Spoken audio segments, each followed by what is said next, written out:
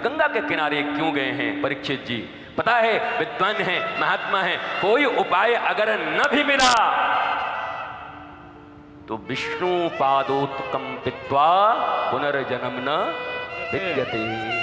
अगर विष्णु चरण से निकली गंगा जी का पान भी मैंने कर लिया तो पुनर्जन्म मेरा नहीं होगा, इसलिए गंगा के तट पर चले गए।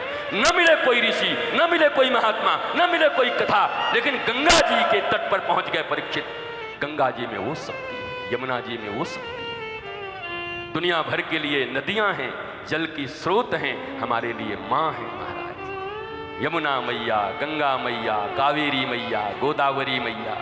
अभी ये इतनी यमुना जी बढ़ गई कि आश्रम तक आ गई। हमारा आश्रम बहुत दूर है, तो एकदम आ गई द्वार तक। और तब मेरा उठना भी कठिन था, मैं उठ के चल नहीं पाता था, गंभीर शारीरिक बीमारियों से ग्रसित था।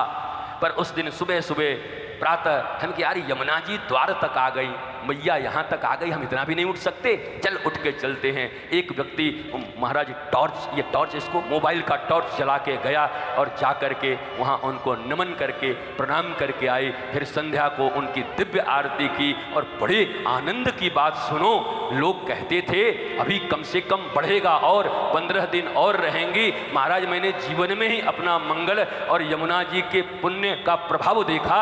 आरती भई और 2.5 घंटे के भीतर यमुना जी वापस चली गई महाराज। हमको लगा जैसे एक मरते हुए जीव को प्राण देने के लिए, संजीवनी देने के लिए मां द्वार तक आ गई। और मां का दर्शन करके आज कैसा आनंद है, कैसी मौज है कि मैया ने ऐसा आशीर्वाद दिया। अब गंगा जी के तट पर देखो कौन कौन लोग हैं। वशिष्ठ, शक्ति, पराशर के पुत्र, पराशर जी भी हुए उपस्थित हैं, पराशर जी भी हैं। अब हमारे धर्म शास्त्र में हमें थोड़ी सी व्याख्या करने का समय नहीं है। पराशर जी, सत्यवती, इन सब को हम समझते क्या हैं? हम एक साधारण स्त्री पुरुष की तरह अपने पुराणों में, अपने शास्त्रों में लिखे हुए पात्रों को किस रूप से लेते हैं? पुरंजन का उपाख्यान है, पुरंजन था कि नहीं था, पुरंजनी थी कि नहीं थी। ये जो आत्मदेव और ये सब धुंधली हैं, ये सब हमारे शरीर के ऊपर, मन, बुद्धि, इनके ऊपर सब कुछ दिया गया है। हम जाकर फंस जाते हैं राजा रानी में। ऐसे कैसे हो सकता है? अच्छा ऐसे कैसे हो गया? वो ऐसे कैसे जन्म ले लिए? अम्बे अम्बालिका को ऐसे कर दिए, दासी पुत्र कैसे हो गए? अच्छा पहले भी ये सब होता था। कहाँ बुद्धि तुम्हारी खराब हो गई है? शास्त्रों का आशीर्वाद प्राप्त करो।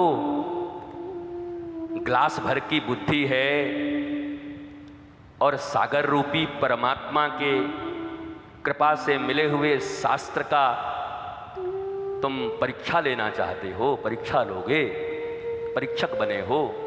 हमारे परीक्षित जी भी परीक्षक नहीं है, परीक्षित है। परीक्षक बन के नहीं आए हैं गंगा जी के तक। हम परीक्षक हैं, आज परीक्षा लेंगे कि हमारे सांप का उन्मूलन होगा कि नहीं। बिल्कुल नहीं होता।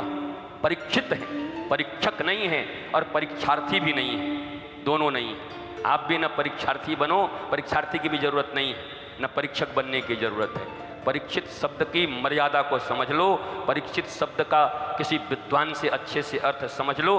परीक्षित बनोगे तभी बात बनेगी। पर हम में से ज्यादातर लोग परीक्षक बने बैठे हैं। यहाँ कोई परीक्षित नहीं है, सब परीक्षक हैं। और हमको परीक्षार्थी बनने का शौक नहीं है। महाराज एग्जाम पहले ही इतना दे दिए कि 5 साल तक सपना देखते थे एग्जाम का। हमको एग्जाम देना सबसे खराब लगता था।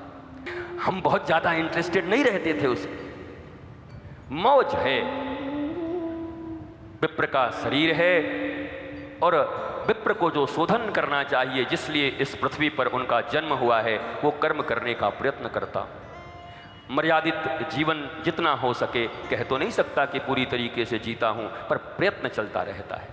और प्रयत्न ही प्रमुख है। प्रयत्न चलता रहे, हमेशा स्मरण रहे। अरे किस लिए आए हो, किस लिए आए हो, किस लिए आए हो। यह स्मरण ही आपकी रक्षा करता रहेगा। प्रत्येक पल का स्मरण ही रक्षा करता आएगा।